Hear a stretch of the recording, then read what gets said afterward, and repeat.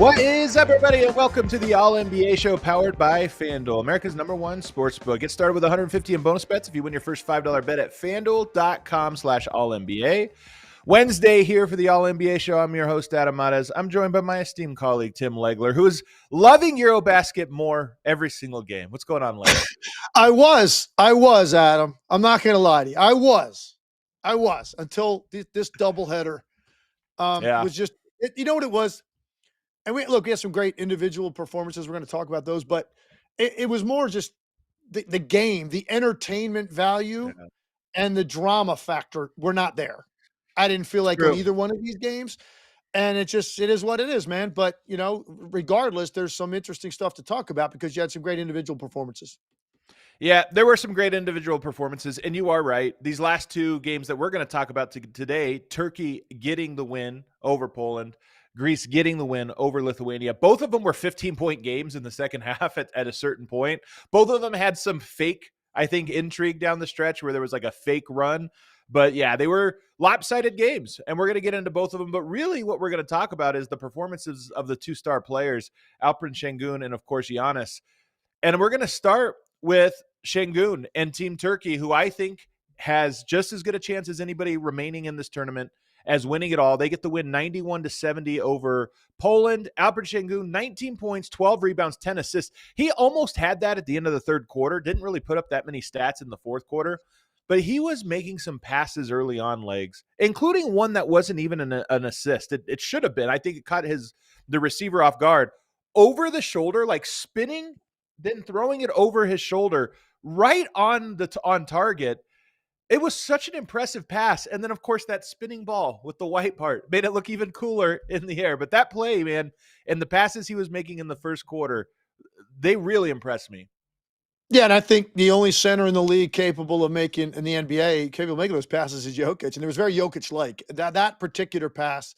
And it's funny because when they showed the replay, he threw that ball over his shoulder, threaded the needle through the paint to a guy, and ended up, didn't count as an assist. But the look on his face as he came out of his spin, like the camera was on his face, like he even had like a surprised look on his face, like, man, did you guys see that? Incredible. But the beginning of the game was interesting because they had a slow start offensively. He didn't score in the first quarter, but he had 3 assists in the first quarter that are as good as any you're going to see a big man make in the NBA. And any given night you watch the league, he had 3 of those. And they're all similar. They are not like, they're not plays where like he is in the post, gets doubled, and then throws a cross-court pass to a guy for a 3. Like you see that stuff in the league all the time.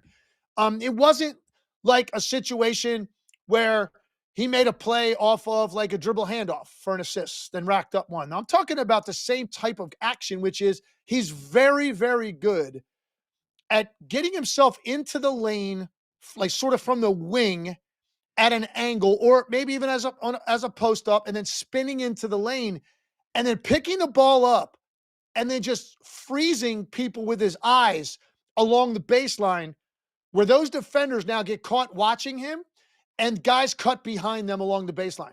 That's like the passes he was making in the first quarter were leading directly to layups because he was in a position to take the ball high above his head in the middle of the lane where you don't know if he's going to shoot it. Like, what's he going to do? Is he going to kick it out for a 3? You don't know. And he holds it so long until that defender sort of bites as if he's going to now try to, read the pass going out to the perimeter. And here comes a guy cutting behind him. Chetty Osman's the one that stands out. He caught the ball along the right baseline, and he got a reverse layup on the left side. All created by Sengun, just reading the floor, freezing guys with his eyes, and then having the skill level to actually orchestrate the pass, like whatever's required in the moment.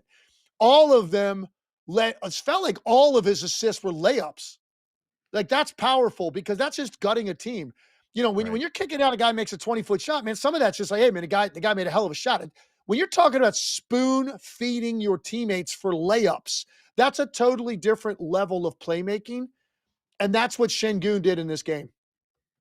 So what you're talking about here, and it's not always in pick and roll, though it's often when you get the ball in that short roll, right? And they have a great pick and roll point guard. I mean, if people don't know Shane Larkin, in EuroBasket, he's so good. He's just so smart. He plays, I think, almost perfect basketball from the point guard position. He makes shots off the dribble. He does all these things, but he's also just very high IQ.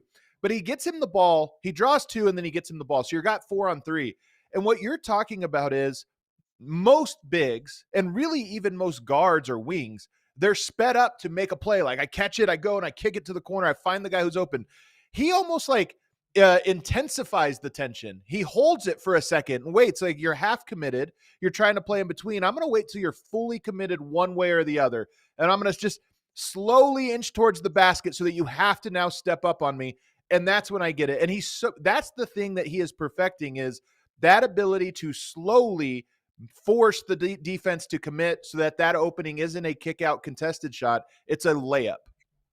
And actually, what you're talking about is actually a big strength of his game, even when we watch him on the NBA level every night, is his ability to play really slowly, right? Yeah. And still be able to operate the way that he needs to. There aren't a lot of guys that can play really slow and be comfortable playing that way because of the speed of the game defensively.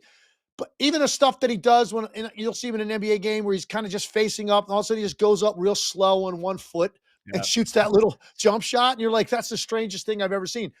He has the ability to do it. He's got a great strength. He's got a great lower base, and he is able to play at his speed, and which enables him to see things like we're talking about with these cutters more easily because he's never going too fast where his head is Right. down or his head is looking at a certain place where half the floor is cut off to him because how fast he's going in one direction. He moves at his pace, his speed, so he's constantly processing where the ball's supposed to go next. It was just really impressive watching him control a game early for his team without scoring. In fact, I said the first quarter, I'm not sure. Was it about halfway through the second when he got his first field goal? Like Yeah. roughly, he had Wasn't a even really dunk on the looking. break. Yeah. Yeah, he had a dunk on the break. That was his first basket. And at that time, it was still very much like a one possession game. It was a close game. So they had a slow start making shots. He didn't do much early, but he was still the best player on the floor Yeah. because of the way he was picking them apart with his passing. Another example of this is an aside because as you were talking, it made me think of it. Mike Miller used to have a great shot fake in that it was so slow. He would bring it up slowly like this and then shoot. So you never were biting because it was so slow. You thought, okay, he's not doing anything. And if you bit, then he would go. And if you didn't, he would just slowly get into it and shoot it. And it's like that slowness almost keeps you on your heels. And Sengun kind of does the same thing just in his decision making, which is great. But he dominates, man, and he's dominated this tournament. He's looked unbelievable. Turkey looks unbelievable. We're going to talk here in a second about Greece. They're just a more limited team. They have a great superstar, but they're a more limited team. Turkey has looked great, and he's been at the heart of it. And I wonder, this is him as the star.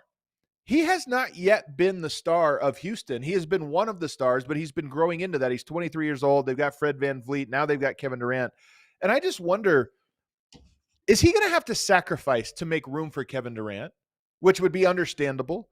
Or do you think that this is a situation where the team has to find a way to perfectly mold those two players together? Something KD doesn't necessarily do, perfectly.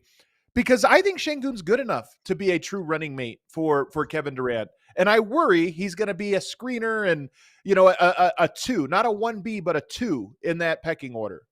If they're smart, they'll make sure that there's more balance there. Because if this becomes more about, like, if Kevin Durant goes there, I believe, and averages in that 27 to 30 range, like he does every single year, I don't know that that's the best way for them to operate. I think the best thing for the Rockets will be to have more balance integrated into terms of how they run their offense. Here's the thing about Kevin Durant I've always loved about him. I don't think you have to over assimilate to Kevin Durant. He's that good. He's that Yeah. efficient. He's going to get his. And I don't think he sweats it even. He's not going to pout. He's not a guy that you've got to slow everything down and give him his ISO touch. He's so good offensively with his shot making and his length. He's so unique with his physical profile he brings with that kind of length, handle, and shooting.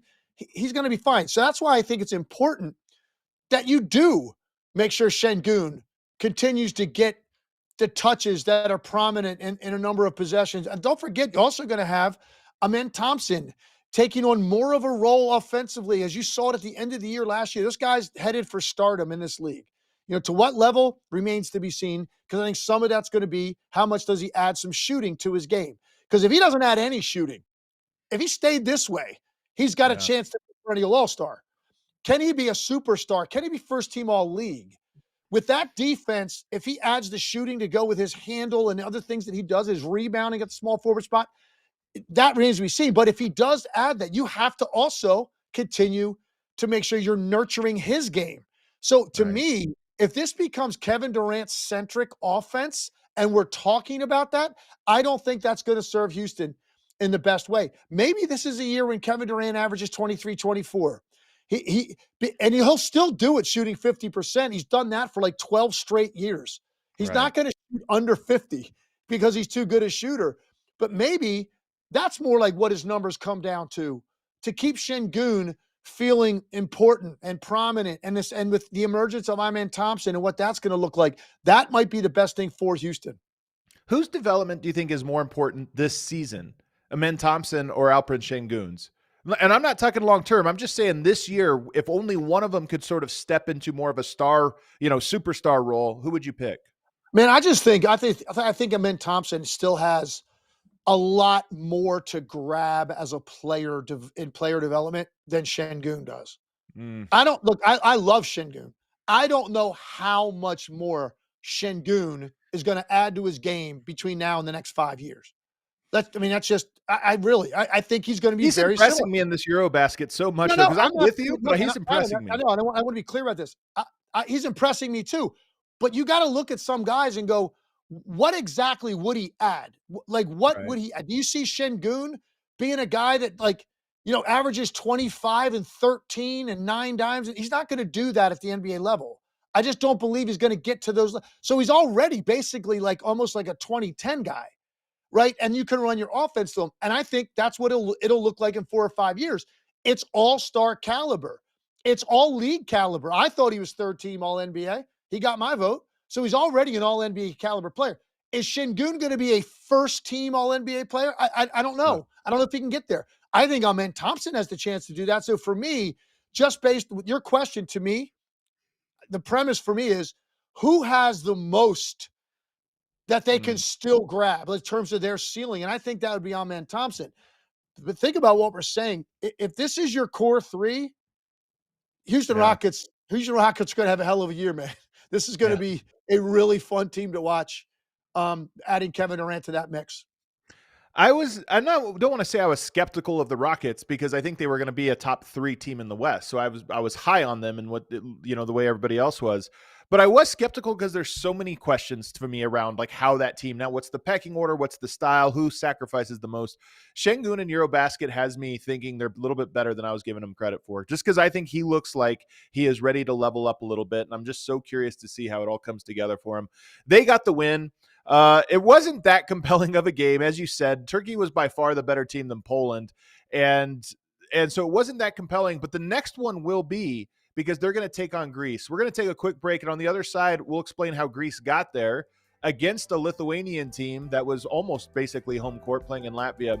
So we'll talk about that on the other side, as well as set the stage for the rest of EuroBasket. First, that moment, the one where you realize you left your favorite sunglasses at the beach, on the roof of your car, or at a gas station 3 exits away. Well, we've all been there. I've been there too. But what I found was that Shady Rays, they've changed the game. They've got sunglasses that are made for real life.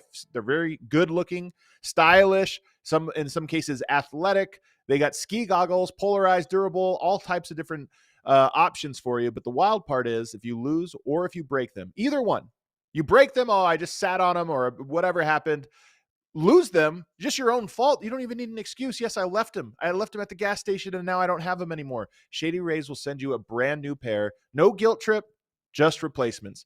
So now you can wear your sunglasses without fear on hikes, at concerts, on the boat, wherever it is. Shady Rays is eyewear that has your back. We've teamed up with Shady Rays to bring you an exclusive offer. Head to shadyrays.com and use the code AC35 for 35% off of polarized sunglasses. It's important for you to use our code. This is how they judge us. So use it, AC35 for 35% off polarized sunglasses. Try for yourself the shades rated 5 stars by over 300,000 people. Also want to tell you guys about FanDuel. It's the best place to find all your favorite player props. So now you can make the smarter play with new performance trends. We're in between week 1 and week 2 of the NFL. Maybe you want to see who is playing well. What do the numbers say about who had a sneaky grade? This is the time of year that it's the most fun because there's always breakout players that the market hasn't quite caught up with.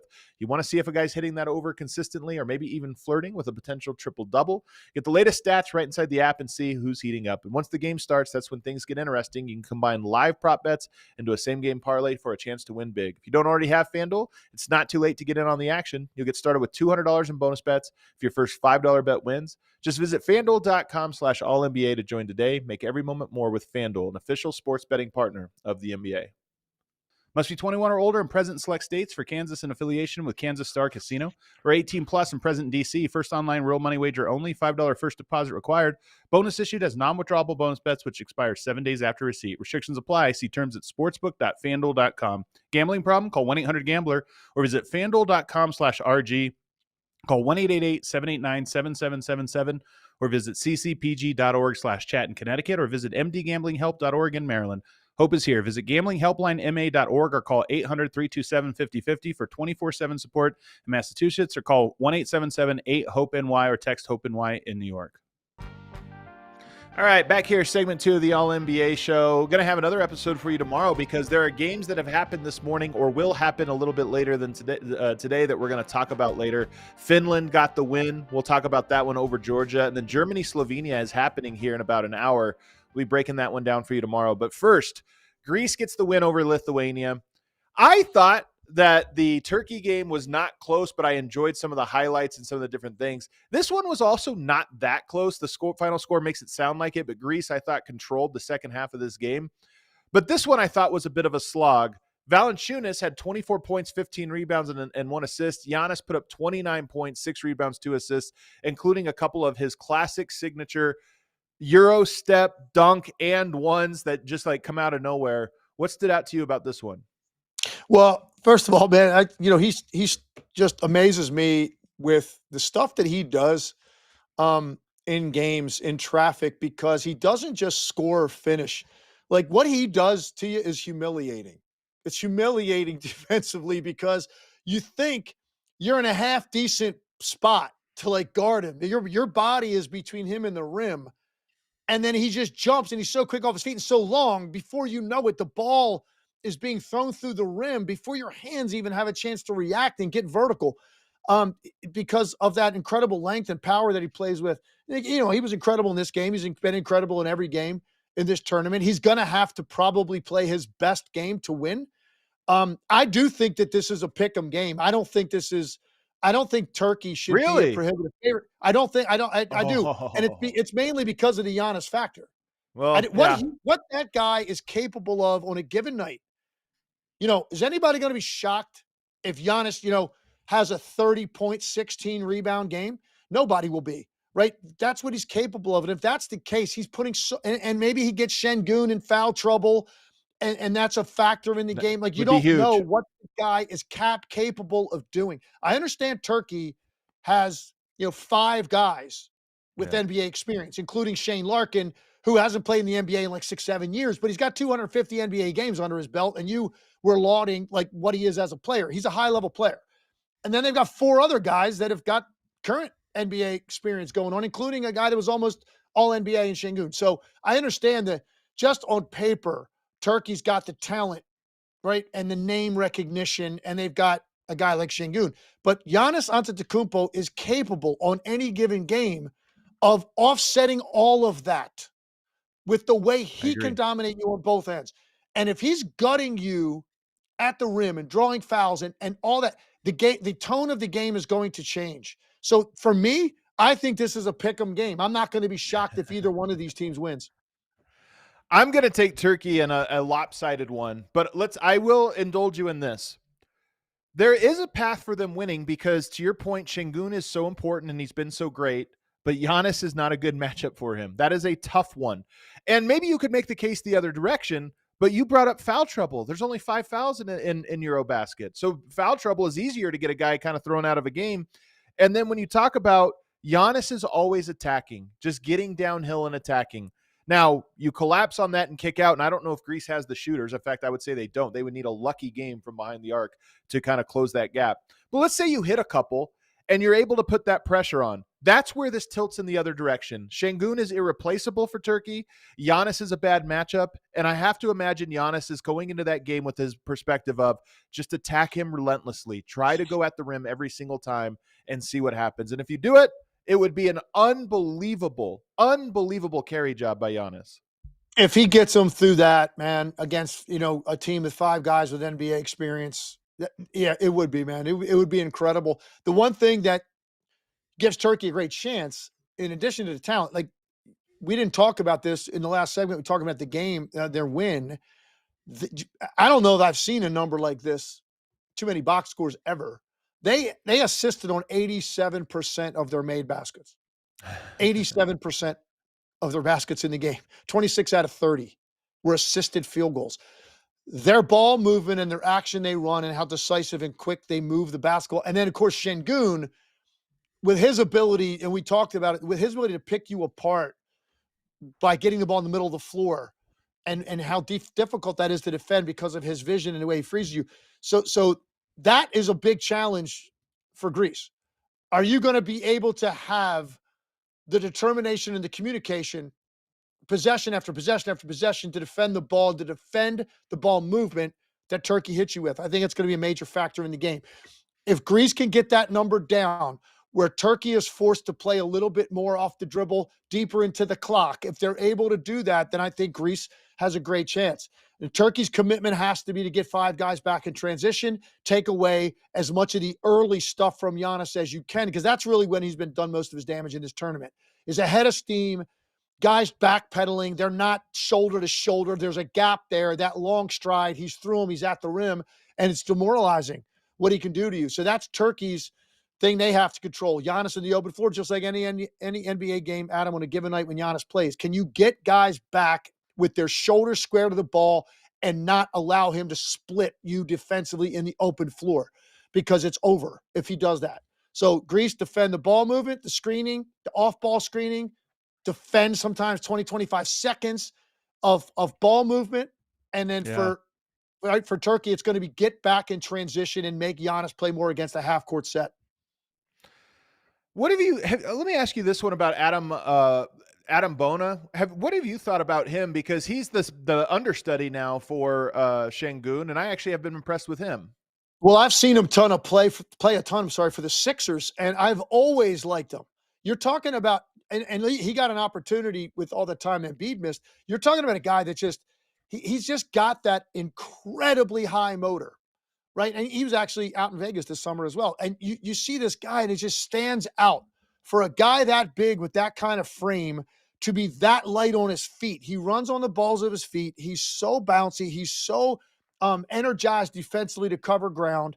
You never have to run anything for him, and it never affects his effort. I've been a fan of his for a while. And I think aside from whatever tangible physical things he thinks he can bring to an NBA team, I just like that level energy, because I'm telling you, that's what it looks like at shoot around. That's what it looks like at practice every day. It does something to your team. It affects your team to have guys like that are committed to play with that much energy. I've been a big fan of his for a while, and he's done nothing to dissuade me from that opinion in this tournament. He's been intriguing. He's definitely one of the guys. I'm trying to check his age and see how old he is, because he's 22 years. He's been impressive. He's been impressive in this one. Let's get us out on this one. You've got Sengun and Turkey, Giannis and Greece, Luka and Slovenia, Franz Wagner and Germany, and Lauri Markkanen in Finland. There's 5 teams because we have an hour before this Germany-Slovenia game happens. Who do you think would benefit the most from winning this? I don't know if anybody would benefit, but just as like momentum going into the season, who do you think it would mean the most for? Man, I would say it would be probably a toss-up between Franz Wagner and Sengun. I think that's who I would have gone with. I think you're right. And the reason is this. Obviously Giannis and Luka are who they are. They're not doing anything to add to their what they've already done. Yeah, they're already at that level. It would certainly be something, nice to include in your resume. You pull this off, one of those guys, but they are who they are. Come on, these are two of the greatest players on earth. So then you go to that next group, and I look at Wagner, who's going to be on a very good team this year in Orlando. And they who knows what their upside is in the East with the problems with Indiana, with the injuries in Boston. You got the Knicks and Cleveland sitting there, and you got teams like Orlando, Detroit. They think they can get in the mix this year. So he's got a chance. If you come out of this, like the eyeballs on him, if they pull it off and he's sensational in the semifinals and finals, if that's how it were to play out, like the eyeballs on him, the attention he would get from this going into the season, and now you're on a playoff bound team, a team that can make noise in the East. Man, it really sets you up now to really climb rungs in that ladder and how you're viewed in the league. And then Sengun's the exact same reason. Sengun's already accomplished certain things in the NBA, but now he's on a team that's expected to contend this year, like really contend. Not last year when they had a great record, but no one really thought they were going to make a run through the West and maybe get to the finals or play the Thunder in the conference. No one really believed that. They believe now maybe Houston is the second best team in the West. We'll see how it plays out. But again, you pull this off against other NBA superstars, and you're the last guy standing in this tournament. Now you've changed the way the narrative is around you going into the season on a team that could contend. So that's why I would go with those two guys. The other one you said was Markkanen. And for me, yeah, it would certainly, man, he pulls this off. He'd be like, wow, Lauri Markkanen, what a tournament. But then he goes to play for the Jazz. I mean, just he's almost being honest about disqualified. it, the Jazz are going to be one of the worst teams in the NBA. There's no way around that. So you pretty much lose Lauri Markkanen talk until the trading deadline again. So for me, it's those two guys for that reason. They're not only can do this against great players and be the last guy standing, you then are going to go continue that right into the NBA season on really good teams that have a chance to make a lot of noise. Here's why it's those two guys, in my opinion, as well as what you just said. Giannis already proven that he can lead his team and to not just great success, but to a championship. Luka has proven he could lead his team to a finals. He hasn't won a title yet, but I mean, I think we all know he understands he's at that level. Sengun is in position to have to do that for the first time. And yes, Kevin Durant's on the team. Ultimately, he's going to be the guy people sort of define the team as. But this is experience for him of this is what it takes. This is what the pressure feels like. This is all the dynamics to get there. And I think for Franz Wagner, he has a gold already. But this is the first year with the Orlando Magic where it's like, hey, why can't the Magic come out of the East? They're now in that conversation as a team that can. So both of those guys are walking into their first NBA season with expectations of making it to the finals. And this would be a nice little tune-up, I think, for both guys. And both of them, I think they're going to meet. I have a strong feeling both of them are going to meet in that EuroBasket final and what will be, I think, the best game of the entire tournament. So I'm excited for it. We do have Finland who got the win today. We're going to talk about that on tomorrow's show. And I'm going to go ahead to watch now Luka and see if he can't pull off the unthinkable against the team Germany and check that out. Hit that outro music for us, James. Do we have any super chats? Not today? I don't think so. Not today, it looks like. Legs, good stuff today. Yes, sir. I hope this Germany-Slovenia game gives us a little bit more to talk about, and I certainly hope the semifinals and finals give us a really good games to break down. No doubt about it, man. It's a great little segue to lead. By that point, by the time it ends, you're just training camps around the corner, man. So this has been a great filler for us because of the guys involved, the teams involved, and a lot of really good basketball. Maybe with the exception of the two games I watched yesterday, which weren't like. Let us know in the comments what you think. What's your prediction, guys, for the final? Let us know, and we'll see you tomorrow. Hit that like button on the way out.